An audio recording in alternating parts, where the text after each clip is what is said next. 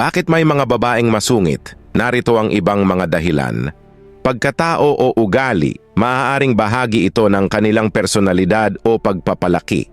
Ang ilang tao ay natural na prangka o direkta na maaaring magmukhang masungit sa iba, paniniwala at prinsipyo. Ang ibang babae ay maaaring maldita dahil naninindigan sila sa kanilang prinsipyo at hindi natatakot na ipahayag ito kahit na magmukhang masungit sa iba.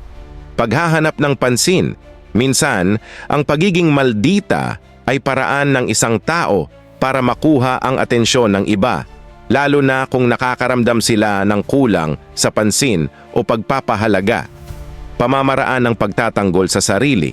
May mga babae na mas pinipiling maging matapang o masungit upang hindi sila abusuhin o pakitaan ng pangit na ugali ng iba.